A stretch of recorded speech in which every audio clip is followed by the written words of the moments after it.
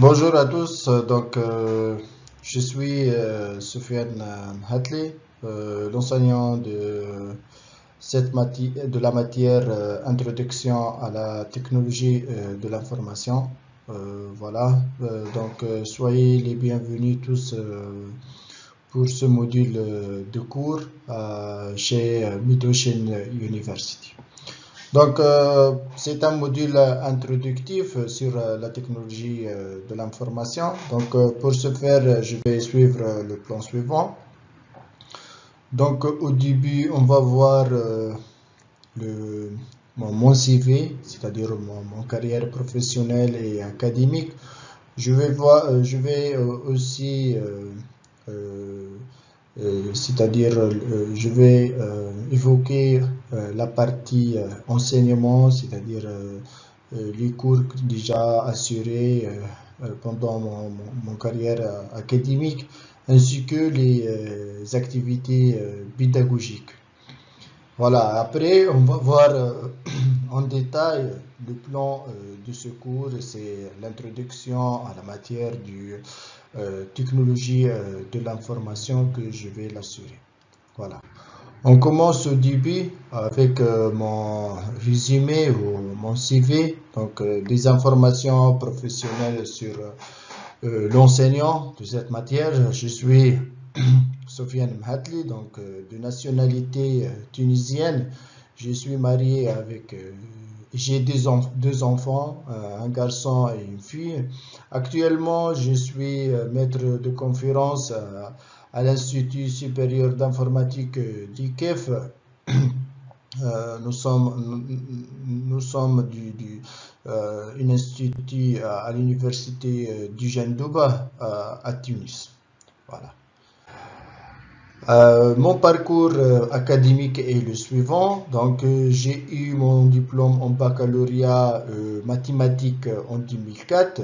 Après, j'ai eu mon diplôme en tant qu'ingénieur en télécommunications de l'école d'aviation de Bourg El Amri à Tunis en 2009.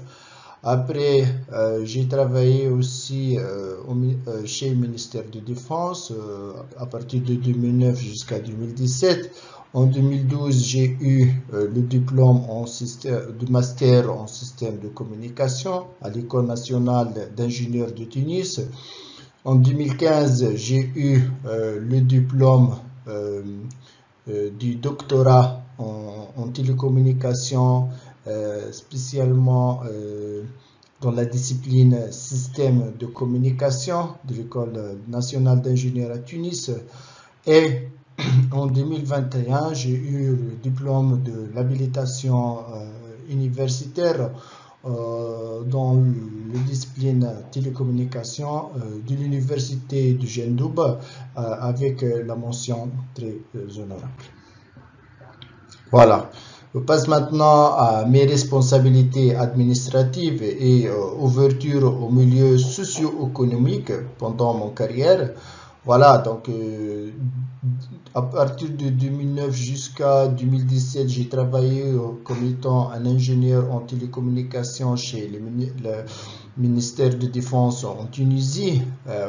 Voilà, j'ai travaillé dans le domaine transmission, acquisition des produits et des solutions télécom. Voilà, et à partir de 2017, j'ai fait un switch de carrière et j'ai rejoint l'Institut supérieur du IKEF.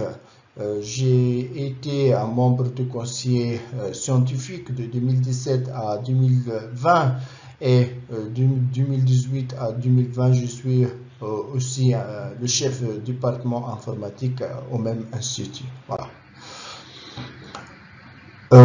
Concernant mon ouverture au monde socio-économique, j'ai travaillé en parallèle à mon travail comme étant consultant chez la société JSRD qui travaille dans le monde de l'édition scientifique, c'est-à-dire la correction des articles, etc. scientifiques.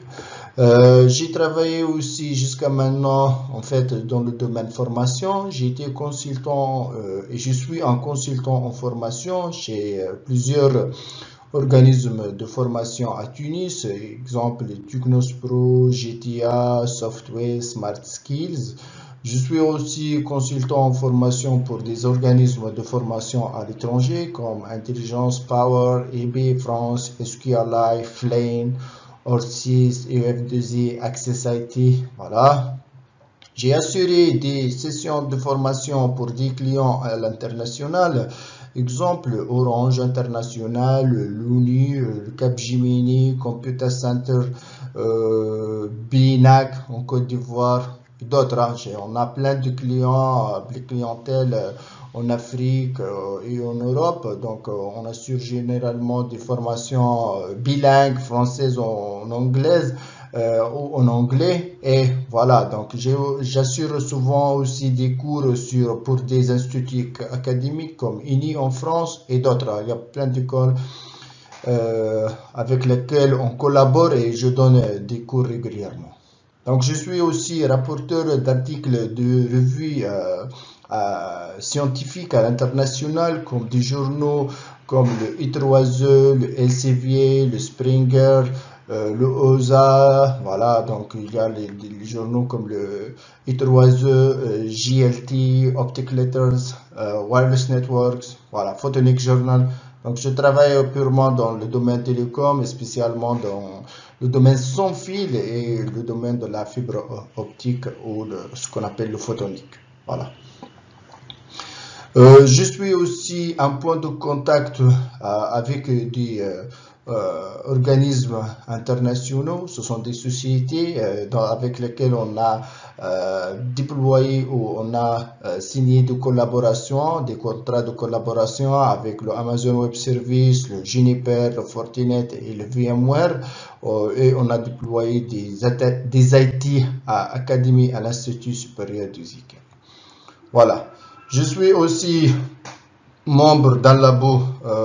J'ai déployé aussi un laboratoire de FTTH, c'est fibre optique à CERCOM Lab, École Polytechnique de Tunis. J'ai mis en place aussi un laboratoire des Internet des objets à l'Institut supérieur d'informatique du KEF, donc dans un cadre de conduite de projet qui s'appelle PAC. Voilà. Concernant aussi les responsabilités administratives et les ouvertures au monde socio-économique, j'ai assisté à plusieurs sessions de stage et de formation à Tunis et à l'étranger. Donc en mars 2020, j'ai assisté à la formation Red Hat System Administration 1 et 2 chez l'Insoft Tunisie. Voilà.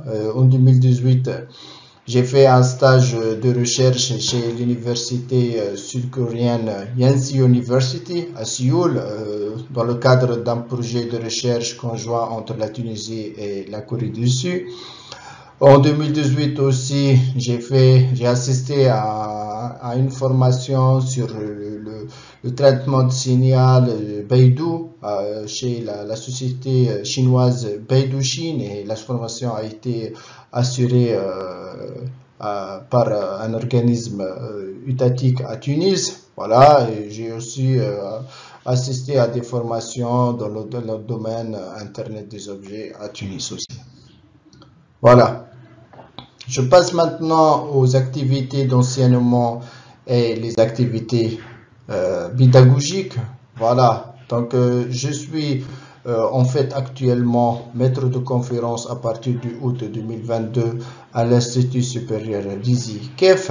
À partir de 2017 à 2022, j'ai été un maître assistant au même institut. Et j'étais aussi un enseignant vacataire chez plusieurs organismes d'enseignement privé à Tunis, comme ITUM University. Voilà, donc les charges d'enseignement que j'ai assurées déjà à l'Institut sont les suivantes. Donc j'ai assuré des matières comme le protocole Internet, les réseaux locaux filaires et sans fil, la sécurité des réseaux fixes et sans fil, les réseaux opérateurs, les réseaux de nouvelle génération. voilà, pour des niveaux comme les licences, les masters, voilà, avec des charges horaires qui s'étalent de 21 heures du cours jusqu'à 63 heures. J'ai aussi assuré des cours sur la virtualisation des data centers, voilà, les infrastructures data center VMware ou Hyper-V, les solutions aussi, j'ai assuré des cours sur les solutions radio pour les objets connectés, la fibre optique FTTH, les périphréquences, etc. Aussi, j'ai assuré des formations pour des organismes étatiques, des ministères et des entreprises nationales et internationales. Donc, j'ai assuré le data center VMware pour le ministère de Santé à Tunis, 4 sessions de formation. Donc, j'ai assuré aussi une session sur le System Center Configuration Manager, 8 jours pour le ministère d'Affaires culturelles à Tunis. J'ai assuré aussi une formation sur l'introduction Azure Cloud, Azure 900, 2 jours pour les aides Libye à Tunis. J'ai assuré aussi des formations sur le Cisco, le Scripting Shell et d'autres, bien sûr.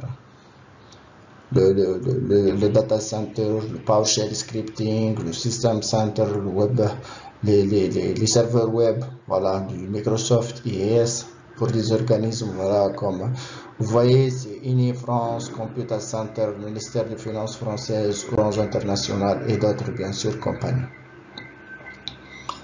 J'ai participé, entre autres, à l'université, donc j'ai participé à l'encadrement des étudiants, donc j'ai encadré des vingtaines d'étudiants en licence, aussi bien des élèves ou des étudiants en master, voilà, dès 2018 et jusqu'à maintenant, en fait, on fait de l'encadrement régulier des étudiants.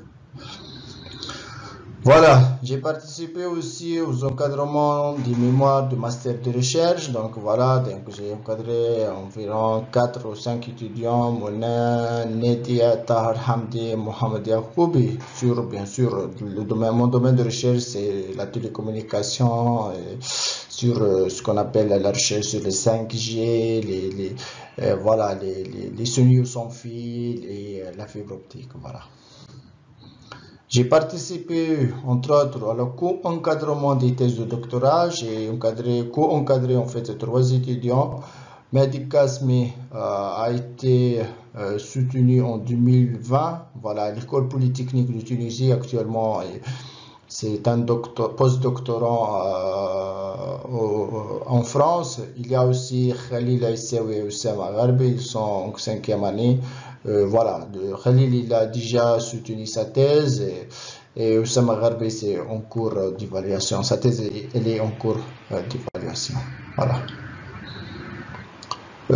Concernant les responsabilités pédagogiques, je suis membre du jury des mémoires de fin d'études, des projets, des masters de recherche, des masters professionnels, voilà, les projets de fin d'études pour les licences appliquées et fondamentales. Entre autres, je suis membre du conseil pédagogique, donc j'ai assisté à la réhabilitation universitaire des licences en computer engineering, bien sûr à l'Institut supérieur des IKEF. Aussi bien j'ai fait de la réhabilitation des masters en termes de réseau, des masters de recherche, ainsi que des masters co-construits. Ce sont des masters entre l'agriculture et la technologie de l'information. Voilà. Je passe maintenant au plan de cours que je vais assurer chez Mid-Ocean University. Donc le plan de cours c'est sur la technologie de l'information. Donc environ on a 16 modules, donc 16 chapitres, voilà. Je vais le détailler tout de suite. Donc on va commencer en fait par chapitre 1 sur l'introduction au monde des ordinateurs. Donc on va présenter qu'est-ce qu'un ordinateur, à quoi sert l'ordinateur dans notre vie quotidienne, l'avantage de l'ordinateur, comment on va les utiliser.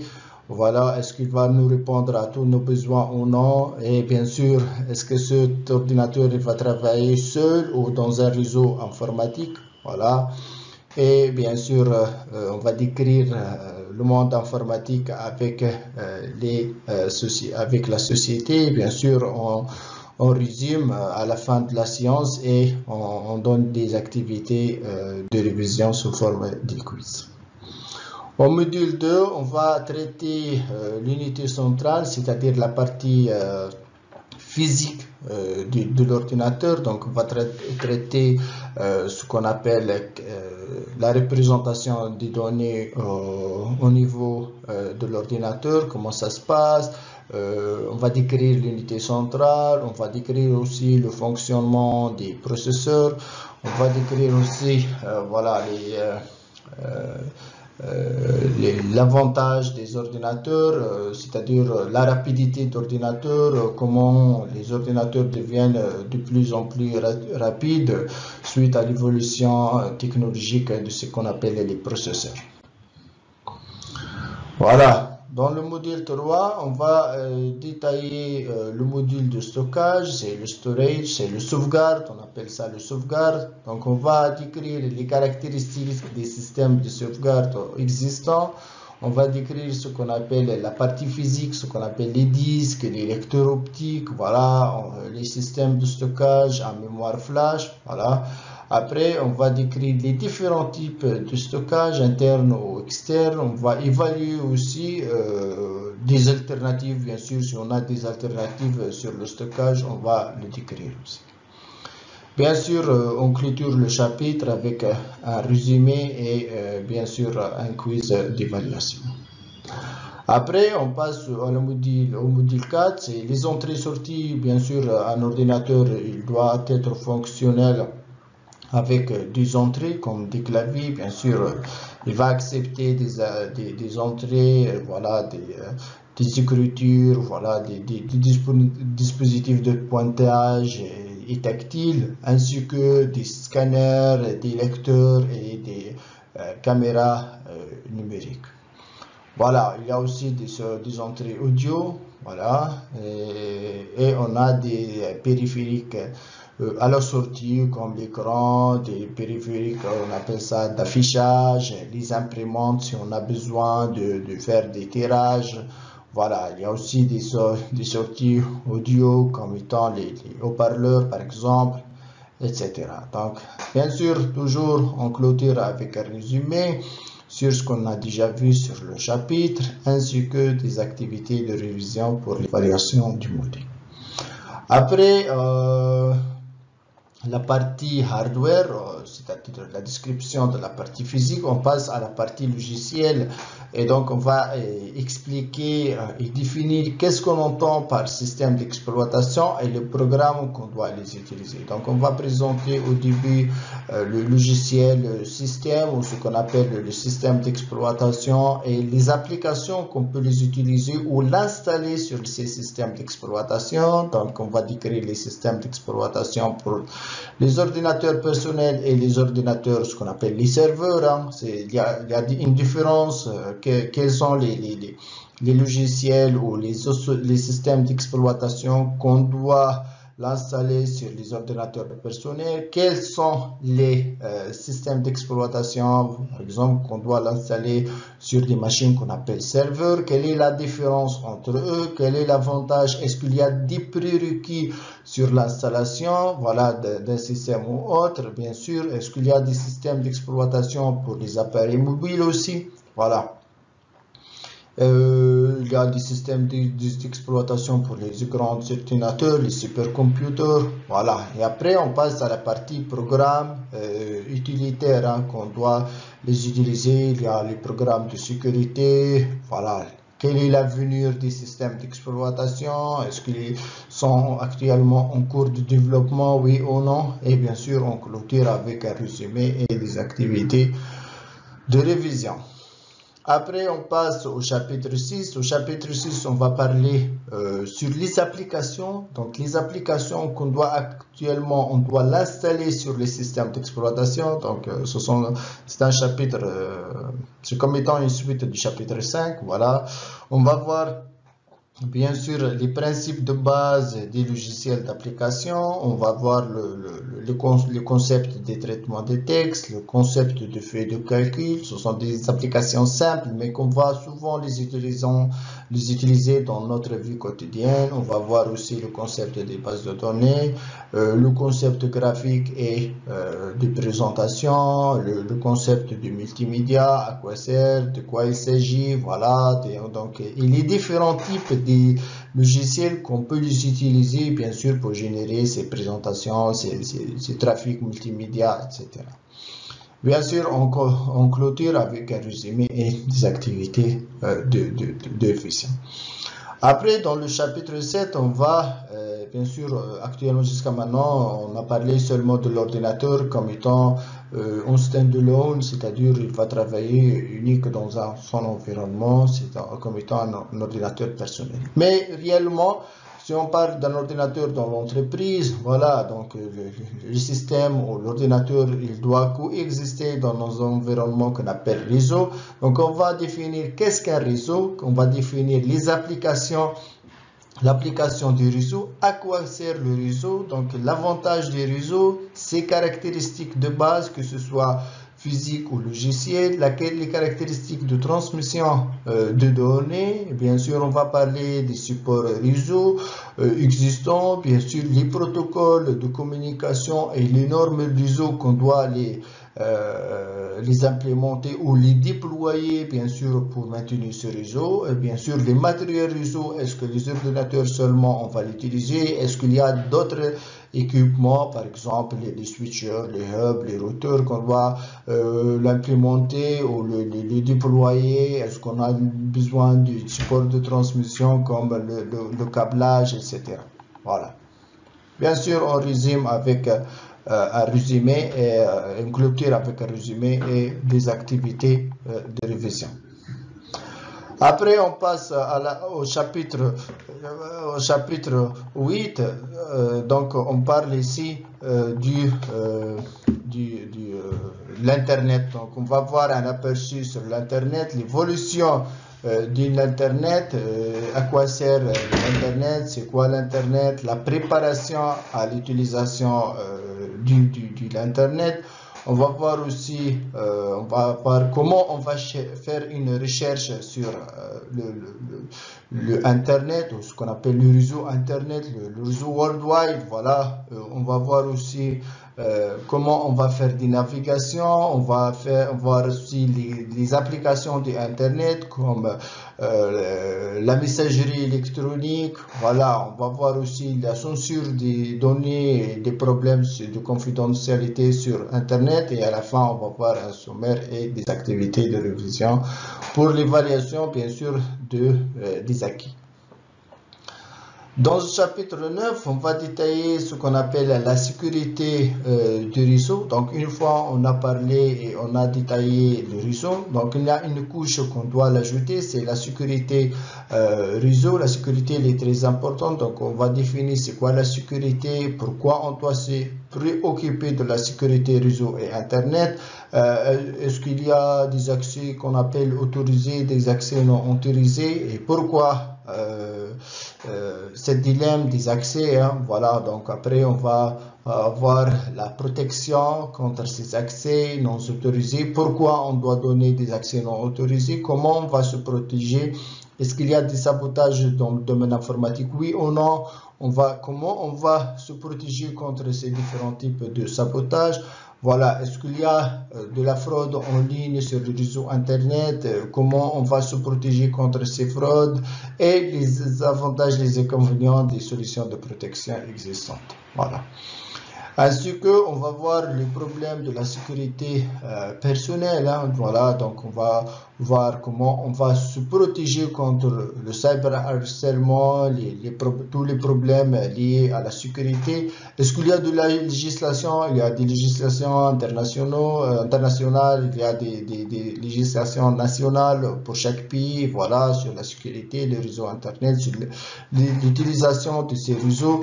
Est-ce que tout est permis, oui ou non? Est-ce qu'il y a des limites? Voilà, donc on va le détailler et le discuter surtout avec vous durant ce cours-là. Après, dans un chapitre 10, on va voir le trafic multimédia et web. Donc, on va voir qu'est-ce qu'un multimédia web, les éléments du multimédia, la conception du site web multimédia. Voilà, on va voir le développement du site web multimédia, l'avenir du multimédia sur le web, à quoi sert, ses avantages, ses éléments basiques, comment on va le développer, etc. Bien sûr, on clôture avec un résumé et des activités de révision pour l'évaluation des acquis. Dans le chapitre 11, on va voir un module sur la commerce électronique. Donc, on va voir le modèle commercial du commerce électronique, les différents sites web du commerce électronique, la mise en œuvre du commerce électronique sur le web. Est-ce qu'il y a des problèmes liés à la sécurité web, oui ou non, et bien sûr un résumé et des activités de révision. Sur le chapitre 12, on va voir qu'est-ce qu'un système d'information et le système de développement. Donc, on va détailler une présentation sur la définition d'un système d'information, les différents types de systèmes d'information existants, la responsabilité du système, voilà, le cycle de vie de développement du système, voilà, les approches de développement du système, et bien sûr une clôture. La clôture, ça sera avec un résumé du chapitre ou du module avec des activités de révision. Après, on va voir un aperçu sur le développement et les programmes de développement. Par exemple, si quelqu'un veut faire un développement informatique bien déterminé d'un programme, bien sûr, quel est le cycle de vie à choisir pour développer certains programmes.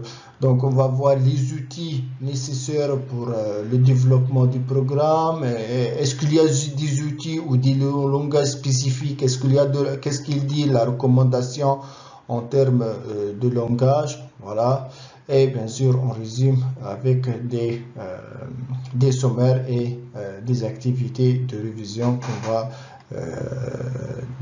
qu'on va le déployer pour l'évaluation des acquis des différents étudiants. Après, dans un module chapitre 14, on va voir les bases de données et les systèmes de gestion de bases de données. Donc, on va définir au début qu'est-ce qu'on entend par base de données. C'est quoi la base de données? Le concept et les caractéristiques des bases de données. On va voir la classification des bases de données. On parle de bases de données SQL, des bases de données SQL, NoSQL. Donc, quel est le type des données qu'on va le sauvegarder dans les bases de données? C'est très important, le type de données. Donc, le type de données, il influe sur le choix en fait de la base de données après au cours du déploiement. Après, on va voir le modèle des bases de données. Il y a en fait des bases de données qu'on appelle sur on-premise. Voilà, qu'on peut déployer sur des serveurs, sur des data centers. Mais il y a aussi des bases de données actuellement sur le cloud. Hein. Il y a bien sûr plusieurs types de cloud. Il y a cloud public, bien sûr, cloud privé. Donc, on va essentiellement détailler le cloud public, certainement sur le cloud Azure, AWS, le Google, le Oracle. Donc, il y a plein de types de cloud public. On va voir l'avantage et l'inconvénient du déploiement du cloud, que ce soit en premise ou sur le code, et l'avantage de l'un par rapport aux autres. Bien sûr, on clôture le chapitre avec des résumés et des activités de révision pour l'évaluation des acquis. Il s'agit de la sécurité informatique et la confidentialité. Bien sûr, on pourrait avoir le concept des réseaux, le réseau informatique. Voilà, on va décrire c'est quoi la sécurité informatique, à quoi consiste exactement la sécurité informatique. Par exemple, on a des pertes au niveau matériel, des dommages matériels, des défaillances au niveau du système. Dans certains cas, on a des pertes ou des contrefaçons au niveau des logiciels. Même les systèmes d'exploitation, on trouve des systèmes d'exploitation qui sont piratés ou de contrefaçon. Voilà, donc ici on va voir pourquoi on doit se préoccuper de la confidentialité de nos informations. Voilà, il y a aussi le concept des bases de données, si on doit sécuriser ou non nos bases de données. Et il y a aussi les spams. Actuellement, on trouve surtout les spams dans la messagerie électronique. Et voilà, donc on doit lutter contre ces spams-là parce qu'il va certainement affecter nos informations au sein de l'entreprise. Donc l'idée ici, c'est de surveiller et contrôler électroniquement nos data ou les informations qui sont véhiculées à travers notre réseau. Bien sûr, on va voir les législations mises en place pour renforcer ce qu'on appelle la sécurité de nos systèmes d'information et bien sûr préserver la confidentialité de nos informations. Bien sûr, à la fin, on clôture avec un résumé et bien sûr, on propose des activités de révision pour bien sûr évaluer les différentes informations qu'on a déjà vues au cours de ce chapitre. On passe maintenant au chapitre 16, c'est le dernier chapitre de ce cours. Donc on va voir un aperçu général sur le module droit de propriété intellectuelle, éthique, santé, accès et environnement. On va voir c'est quoi la propriété intellectuelle ou ce qu'on appelle IP, Intellectual Property en anglais. On va voir les éthiques.